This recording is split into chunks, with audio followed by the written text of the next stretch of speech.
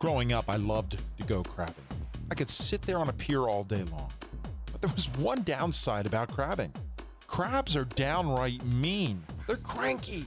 Not only do they not like you, they don't like themselves or their brethren.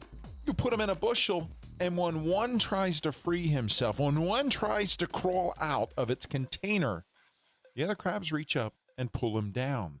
It'll happen every time. I found now, at being 50 years old, that we as people, we're a lot like crabs at times.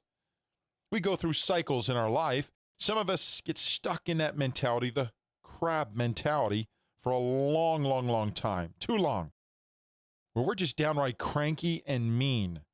And misery loves company, so when we see someone else trying to get out of their container, trying to succeed, going after a goal, taking new action, we decide to lift up one of our claws and pull them down a little bit. I saw this firsthand when my wife and I, many years ago, decided we're going to buy our first home. We were just coming out of ridiculous debt from our first business loss.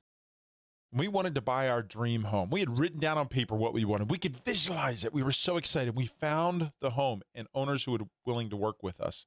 And everybody we told, and we went into this so excited, yes, we're going to do this. We're going to finally have our own home, a piece of property that we could call our own. And everybody we told, we tell us, oh, no, I wouldn't do it. This is California. It's tough to do that. It's dangerous. And at the time we were buying the home, people were saying this, well, the interest rates are so high, it would be ridiculous to buy a home right now. Other people who knew us were saying, you don't make enough money to be an owner. Some even told us, well, you're just too young yet. You're still in your early 20s. You need to grow up a little bit first. We heard one excuse after another why we shouldn't. And when being in the genesis, the beginning of this dream, it was really hard to stand against this. We were weak. We weren't strong in our convictions or our confidence in ourselves. We were doing something new. This was a new adventure for us, and we were listening to these naysayers, and we believed it. And for a year, we shelved it. Until somebody came along, and we had talked to him, and tentatively we were sharing what we thought we were going to do sometime in the future. And he says, why not now? He said, I can help you. You might not be ready yet, but there's a few things we can do to get you there. You can do this. And we believed him.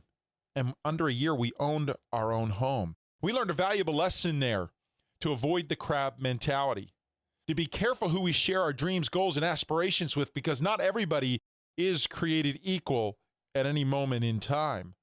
And when we're in a genesis, the beginning of something new, it's too fragile. We need to carry that to term. But the very beginning, the conception of the idea, the dream, the goal, the new action, we're too fragile in that state. And the only thing I have found to protect from that is passion. When you find your passion, you have found energy, vitality, excitement, confidence. Even beyond your ability, it's there. And I found that crabs don't like passion. Think about it. Think about your past. In a time when you were down, when it seemed like the world had kicked you to the curb, financially, emotionally, relationally, every area of your life, it seems like it was spinning out of control. You had that person. There was somebody in your life that just seemed happy all the time. They seemed to be on a roll. They were on a cycle of success.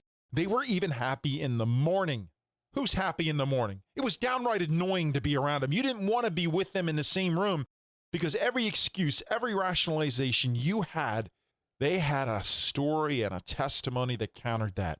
One of excitement, one of energy, one of overcoming, one of hope. And you don't like hearing that because as crabs, we don't want someone else getting out of our bushel.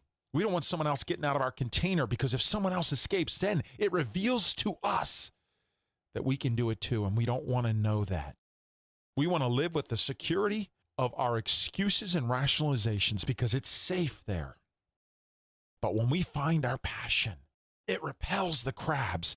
And here's the beauty part. Here's the other side of the coin of passion. When you find it, passion attracts people of like mind to you. It repels the ones who are going to be the naysayers, who are going to bring you down, but it brings those people to you who want to celebrate your successes, who want to stand there with you like the young man did with us for our first home and said, yes, you can do it, and I'm going to help you do it. I'll show you how. It brings those people to you, and it brings opportunities to you. Passion. It is nature's crab repellent. Find your passion, you'll find your life. My name is Ed Carcari. I'd love to connect with you. If you'd like more information on this subject or any other, you can find me at edcarcarey.com. Find your passion. You'll find your life.